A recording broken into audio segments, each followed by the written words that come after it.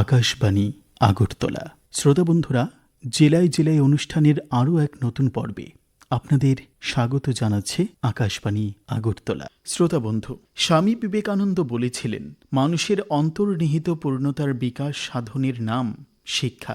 আর বিশ্বকবি রবীন্দ্রনাথ ঠাকুর শিক্ষাকে আলোক উজ্জ্বল ট্রেন এর সঙ্গে তুলনা করেছিলেন। আসলে জীবনের সঙ্গে শিক্ষার সম্পর্ক চোখের সাথে চোখের পাতার সম্পর্কের মতোই। কবিগুরু রবীন্দ্রনাথ ঠাকুর তাই তো বলেছিলেন, শিক্ষা জিনিসটা তো জীবনের সঙ্গে সঙ্গতিহীন, একটা কৃত্রিম জিনিস নহে।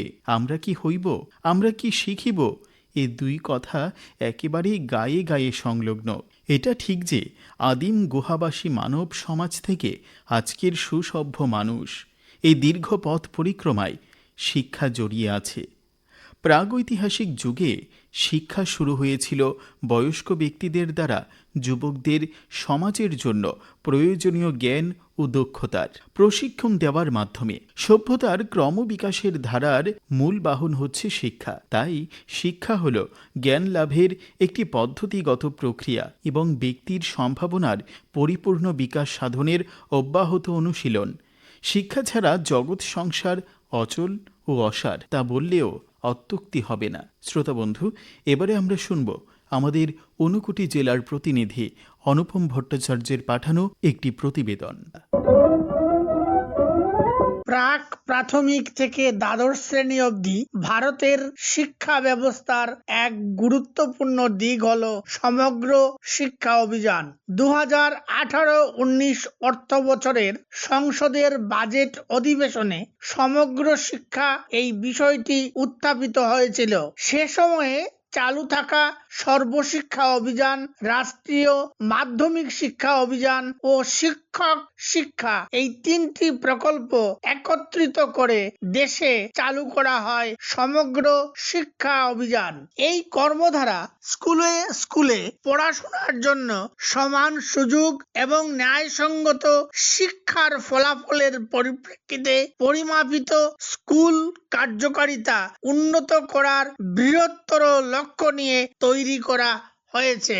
ঊনকোটি জেলাতে বিদ্যালয় শিক্ষা দপ্তরের আওতাধীন 376টি বিদ্যালয়েই সমগ্র শিক্ষা অভিযানের সুযোগ সুফল মিলছে।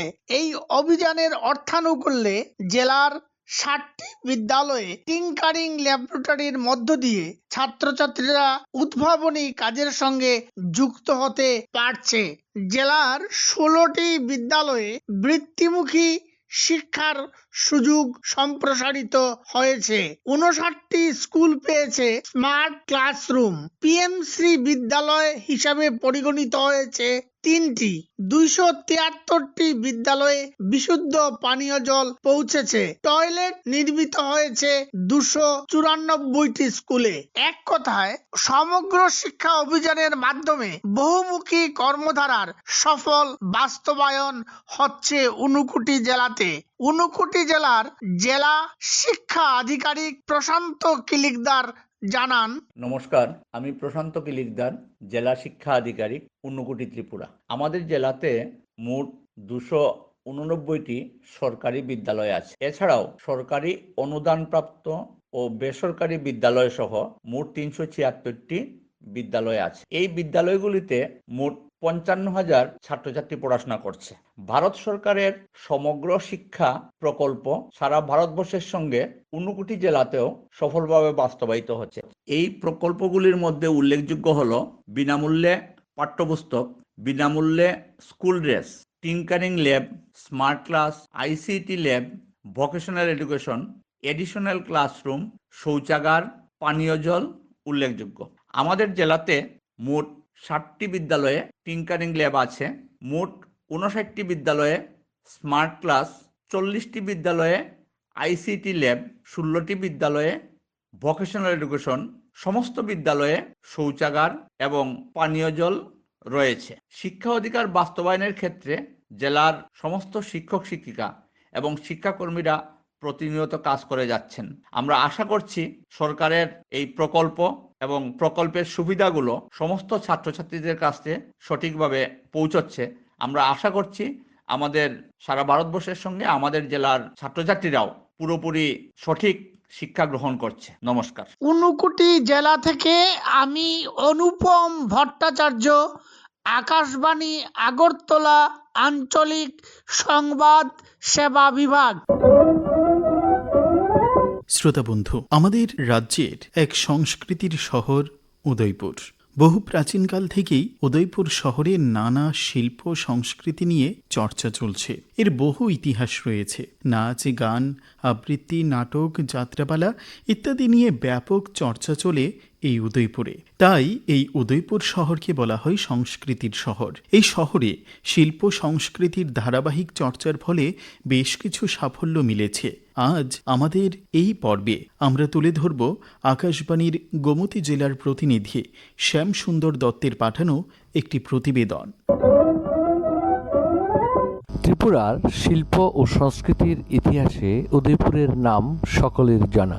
স্বাধীন ত্রিপুরার আদি লগ্ন থেকে উদয়পুরে নানা শিল্প সংস্কৃতি নিয়ে ধারাবাহিক চর্চা হতো। একসময় ত্রিপুরার প্রাচীন রাজধানী ছিল রাঙ্গামাটি। উদয়পুর শহরের বর্তমান টাউন হল এলাকায় একটি ছোট্ট চালাঘরে হতো এই শিল্প চর্চা। কি না হতো সেখানে! নাচ, গান, আবৃত্তি থেকে শুরু করে নাটক ও যাত্রাপালা সবই হতো চর্চা এই চালাঘরে। আজও অব্যাহত রয়েছে এই চর্চা। এইরকম একটি শিল্পচর্চার একটি স্বেচ্ছাসেবী সংস্থা হলো রিফর্মিস্ট সোসাইটি। এই সংস্থার মাধ্যমে কত্থক নৃত্যে চর্চা করে ব্যাপক সাফল্য পেয়েছে বহু ক্ষুদে শিল্পী। রাজ্যভিত্তিক যুব উৎসবে লোকনৃত্যের একটি দল জাতীয় স্তরে অংশ নিয়েছে। একইভাবে জাতীয় স্তরে কলা উৎসবে অংশ নিয়েছে একটি দল। বিভিন্ন স্তরে জাতীয় বৃত্তি পাচ্ছে বহু শিল্পী এই চর্চার মাধ্যমে। কত্থক নৃত্যে তামিল নিয়েও সফল হচ্ছে বহু শিল্পী। একই সঙ্গে এই সামাজিক সংস্থা নানা বহু সামাজিক কাজকর্ম করে যাচ্ছে। সব মিলিয়ে উদয়পুরের শিল্প ও সংস্কৃতির ধারা কিভাবে এগিয়ে চলেছে এবং অব্যাহত রয়েছে, এই বিষয়ে নৃত্যশিল্পী চর্চার গুরু রত্নদীপ রায় জানান, উদয়পুর প্রাচীন ত্রিপুরার রাজধানী। এই শহরটি সরোবর নগরী তথা মন্দির নগরী হিসেবেও আমাদের রাজ্যে তথা দেশের বিভিন্ন প্রান্তে পরিচিতি লাভ করেছে। এই শহরের দীর্ঘ ইতিহাস রয়েছে। রাজন্য শাসনের বহু সাক্ষী আজও এই শহরের আনাচে কানাচে বিভিন্ন মন্দিরে এবং সরোবরে পাওয়া যায়। এই শহরের সাংস্কৃতিক কর্মকাণ্ডেরও দীর্ঘ ইতিহাস রয়েছে। উপজাতিদের পরম্পরাগত নৃত্য সংস্কৃতি চর্চা এই শহরের একটি অভিন্ন অঙ্গ। তার পাশাপাশি শহরভিত্তিক যাত্রা, পালাগান, নাটক সহ আরও বিভিন্ন সাংস্কৃতিক কর্মকাণ্ড বহু আগে থেকে এই শহরে হয়ে এসেছে। নৃত্যের ক্ষেত্রেও এই শহরের একটি ইতিহাস রয়েছে। উদয়পুর শহরের নৃত্যে যাদের অবদান না বললেই নয়, তাদের মধ্যে থেকে কয়েকজনের মধ্যে প্রয়াত নবদ্বীপ চন্দ্র দাস, প্রয়াত মিহির চক্রবর্তী সহ আরও বিভিন্ন লোক যোগদান রেখে গেছেন। বর্তমান সময়ে এই শহরে যেই প্রতিষ্ঠানগুলো সংস্কৃতি কর্মকাণ্ডের সঙ্গে যুক্ত, তাদের মধ্যে অগ্রগণী বা অন্যতম একটি সংগঠন হলো রিফর্মিস্ট সোসাইটি। এই রিফর্মিস্ট সোসাইটি এই শহরে সংস্কৃতি চর্চার সঙ্গে নিজেদেরকে ওতপ্রোতভাবে জড়িয়ে রেখেছে। এই সংগঠনটি সংস্কৃতির বিভিন্ন অঙ্গের পাশাপাশি নৃত্য নিয়ে বিশেষভাবে চর্চা করে আসছে। একইভাবে সফল নৃত্যশিল্পী সুস্মিতা মজুমদার, মৃগাঙ্গনা বিশ্বাস, বর্ণিশিকা দাস ও পারমিতা শর্মা তাদের প্রতিক্রিয়া জানায়, নমস্কার, আমি পারমিতা শর্মা। বিগত 14 বছর ধরে রিফর্মিস্ট সোসাইটির অধীনে গুরু শ্রী রত্নদীপ রায়ের তত্ত্বাবধানে কত্থক নৃত্যের তালিম নিয়ে যাচ্ছে। কলা উৎসব 2023-24 সালে ক্লাসিক্যাল ডান্স বিভাগে রাজ্য স্তরে প্রথম স্থান অধিকার করে দিল্লিতে আয়োজিত জাতীয় স্তরে অংশগ্রহণ করার সুযোগ পেয়েছি। এই উত্তীর্ণের পিছনে রয়েছে আমার মা, বাবা এবং নৃত্যগুরু।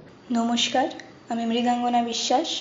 রিফর্মিস্ট সোসাইটির অধীনে শ্রী রত্নদীপ রায়ের অবেক্ষণে আমি 8 বছর ধরে নৃত্যের তালিম নিচ্ছি। সিসিআরটি থেকে জুনিয়র স্কলারশিপে আমি কত্থক নৃত্যে জাতীয় বৃত্তি পেয়েছি।